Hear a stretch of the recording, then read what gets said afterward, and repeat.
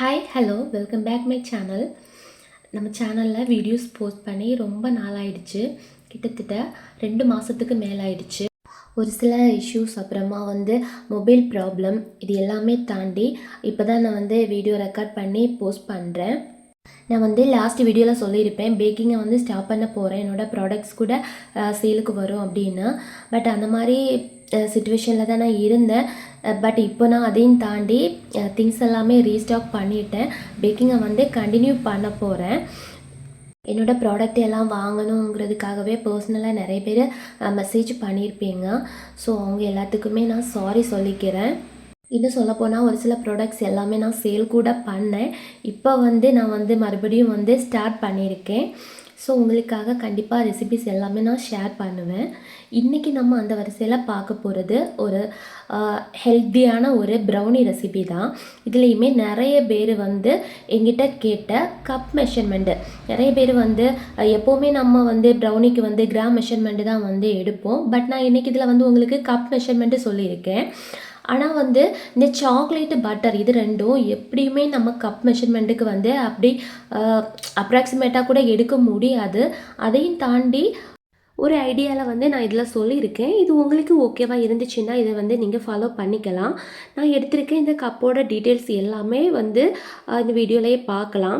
இப்போ நான் ஃப்ளார் எடுக்கேன் பாருங்கள், வீட் ஃப்ளார் தான் எடுக்கிறேன். இது நான் மெஷர் பண்ணி எதுவுமே எடுக்கலை, ஜஸ்ட்டு கப் மெஷர்மெண்ட்டு தான். நான் ஃபஸ்ட்லேயே சொன்ன மாதிரி பட்டர் அண்ட் சாக்லேட்டு இது ரெண்டும் தான் நான் மெஷர் பண்ணி எடுத்தேன். அதையுமே கப்பில் வச்சு நான் காமிச்சிருப்பேன். அதோட கப் சைஸு எல்லாமே இப்போ நம்ம எடுக்கிற இந்த பொருட்களோட கப்போட சைஸ் எல்லாமே டீட்டெயிலாக நான் சொல்லியிருக்கேன் வீடியோவை ஸ்கிப் பண்ணாமல் பாருங்கள். இந்த ப்ரௌனி பார்த்திங்கன்னா ரொம்பவே ஹெல்த்தியாக இருக்கும். ஒயிட் சுகர் இல்லாமல் மைதா யூஸ் பண்ணாமல் ஒரு ஹெல்த்தியான ப்ரௌனி நம்ம குழந்தைங்களுக்கு செய்து கொடுக்கணுன்னா கூட இந்த மாதிரி செய்து கொடுக்கலாம். இப்போ நிறைய பேர் இந்த மாதிரி ப்ரௌனி தான் கஸ்டமைஸ்டாகவே நம்மக்கிட்ட வாங்குகிறாங்க. ஸோ அதுக்குமே இந்த மாதிரி யூஸ் பண்ணிக்கலாம். இப்போ இந்த கப்போட எம்எல் சைஸ் எல்லாமே நான் ஸ்க்ரீனில் கொடுத்துருக்கேன். நான் எந்த அளவுக்கு எடுத்திருக்கேனோ அதே போல் நீங்கள் பார்த்து எடுத்துக்கிட்டால் போதும். ஃபஸ்ட்டு வீட் ஃப்ளார் 1 கப்பு, அதை நீங்கள் ஃபுல்லாக எடுக்காமல் இந்த மாதிரி கொஞ்சம் அப்ராக்சிமேட்டாக எடுத்துக்கோங்க. இதில் அளவுகள் பெருசாலாம் சேஞ்ச் ஆகாது இந்த மாதிரி எடுக்கிறப்போ. அடுத்ததாக கொக்கோ பவுட்ரு ஃபுல்லாகவே எடுத்திருக்க அந்த கப்பு ஃபுல்லாகவே எடுத்திருக்கேன். அதுக்கு அடுத்ததாக பட்டர் அண்ட் டார்க் காம்பவுண்டு ரெண்டுமே நான் மெஷர் பண்ணி தான் ஸ்டார்டிங்கில் எடுத்தேன். பட் இது கப்பாக எடுக்கிறப்போ எந்த மாதிரி எடுக்கலாம் அப்படிங்கிற ஒரு ஐடியாக்காக இதில் காமிச்சிருக்கேன் பாருங்கள். இந்த மாதிரி குட்டி குட்டியாக கட் பண்ணிவிட்டு நான் கொடுத்துருக்கேன் இந்த கப் மெஷர்மெண்ட்டுக்கு நீங்கள் அப்ராக்சிமேட்டாக கூட எடுத்துக்கலாம். பட் இது 100% சரியாக இருக்குமான்னா நான் அது கேரண்டியாக சொல்ல முடியாது. எப்போவுமே ப்ரௌனிக்கு நம்ம கிராம் மெஷர்மெண்ட்டில் எடுக்கிறது தான் பெட்டராக இருக்கும். அதையும் தாண்டி கப்பில் எடுக்கணும்னு நினைக்கிறவங்க இந்த மாதிரி வேணும்னா யூஸ் பண்ணிக்கலாம், அவ்வளோதான். இதில் நான் ஃபுல்லாகவே நாட்டு சர்க்கரை தான் யூஸ் பண்ணியிருப்பேன். பட் இது நாட்டு சர்க்கரை ப்ரௌன் சுகர் ரெண்டுமே வேறு வேறு தான். இதில் உங்களுக்கு எந்த கன்ஃபியூஷனும் தேவையில்லை. அப்புறம் இதில் நான் இந்த நாட்டு சர்க்கரை எடுக்கிறப்போ 1/2 கப்பு ப்ளஸ் 1/3 கப் தான் எடுத்திருப்பேன். பட் நான் ஸ்க்ரீனில் உங்களுக்கு 1/4ன்னு கொடுத்துருப்பேன். பிகாஸ் அது ஏன் அப்படின்னா இது கொஞ்சம் ஸ்வீட் அதிகமாக இருந்துச்சு. நான் எடுத்திருக்கேன் இந்த மெஷர்மெண்ட்டில் அதிகமாக இருந்துச்சு. ஸோ நீங்கள் 1/2 கப்பு ப்ளஸ் 1/4 கப் அந்த மாதிரி 3/4 கப்பு நீங்கள் எடுத்துக்கோங்க. ப்ரெஸ் பண்ணாமல் லைட்டாகவே எடுத்துக்கோங்க. இப்போ அடுத்தது எல்லாமே சேம் தான். நம்ம எப்பவும் போல் butter and compound or chocolate எது யூஸ் பண்ணாலும் ஓகே தான். அதை நீங்கள் மெல்ட் பண்ணி எடுத்துக்கோங்க. இது மெல்ட் பண்ணி எடுத்துட்டு ஒரு பவுலில் 2 எக்கு சேர்த்துருக்கேன். அது கூட பிஞ்ச் ஆஃப் சால்ட்டு சேர்த்துருக்கேன். நீங்கள் செய்கிறப்போ இந்த நாட்டு சர்க்கரை யூஸ் பண்ணுறீங்க அப்படின்னா இந்த மாதிரி சால்ட்டு சேர்க்க தேவையில்லை.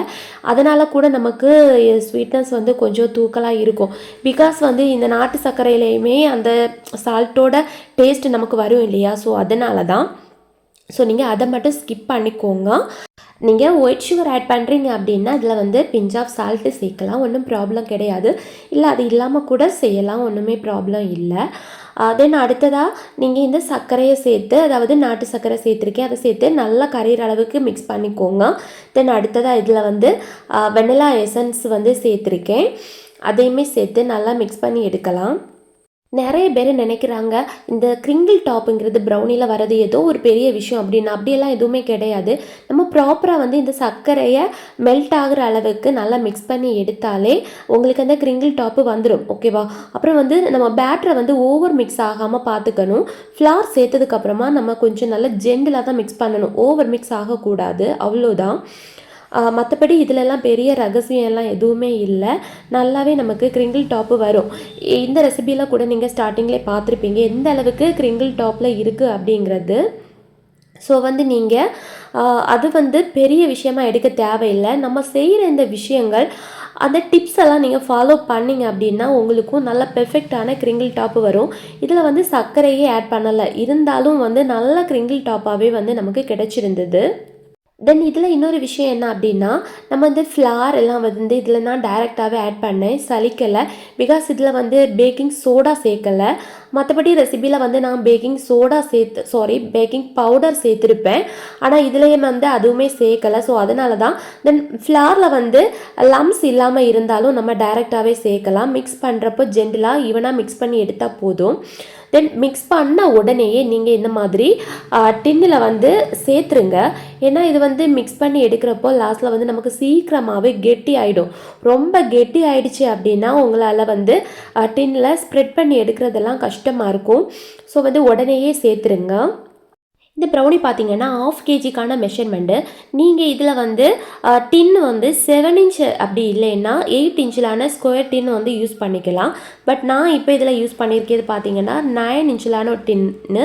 ஸோ வந்து இது வந்து தின்னாக தான் இருக்கும் இந்த ப்ரௌனியோட சைஸஸ். ஸோ வந்து நீங்கள் 7 இன்ச் அப்படி இல்லைன்னா 8 இன்ச்சு டின்னு வந்து தாராளமாக யூஸ் பண்ணிக்கலாம். இப்போ ஓடிஜி வந்து ப்ரீஹீட் ஆனதுக்கப்புறமா நம்ம இதை வந்து ஓடிஜியில் பேக் பண்ண வச்சிடலாம். பேக்கிங் டைம் பார்த்திங்கன்னா டின்னுக்கேற்ப சேஞ்ச் ஆகும். நான் வந்து நார்மலாக 7 இன்ச் இல்லைன்னா 8 இன்ச்சில் நீங்கள் எந்த டைமிங் கொடுக்கணும் அப்படிங்கிறத வந்து சொல்கிறேன்.